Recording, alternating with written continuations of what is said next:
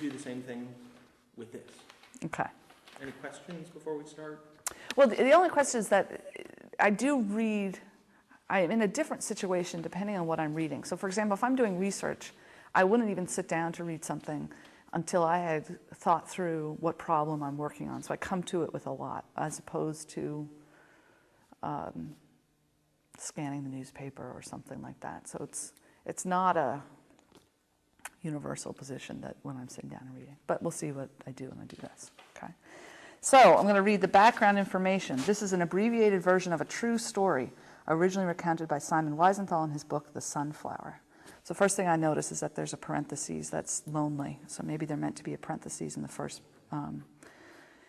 beginning of the sentence. Abbreviated version. So that makes me think, I wonder who did the abbreviations. I wonder what's missing. For what purpose was it abbreviated? Was there anything that was important that was missed out? I wonder if I could get my hands on the whole version of the story. Version of a true story. That I stop there and think, wow, there's been a lot of controversy about memoirs and what constitutes a true story. Is it a first-person narrative? Who says it's true? Does he say it's true? Are there any? In what way does it mean true? Simon Wiesenthal, I know that name, but I don't think I've ever read anything by him.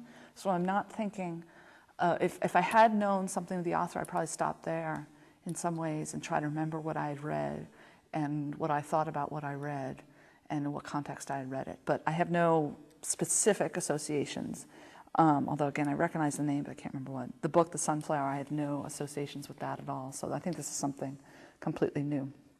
I am thinking that my vague associations with Simon Wiesenthal are about something about the Holocaust and World War II, but I can't remember. I'm maybe only 75% accurate of that, so I'm wondering if I'm right about that or if I've confused him with someone else.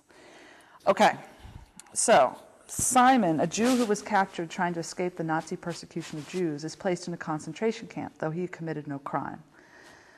I would stop there and say, that's kind of interesting phrasing, actually, though he committed no crime, because I never think of people in concentration camps actually having committed any crime.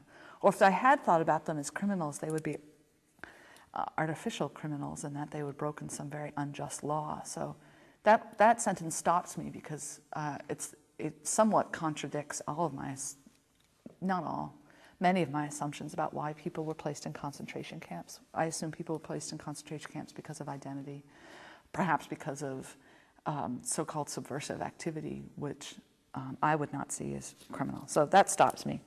He is horribly treated, underfed, overworked, and in fear for his life.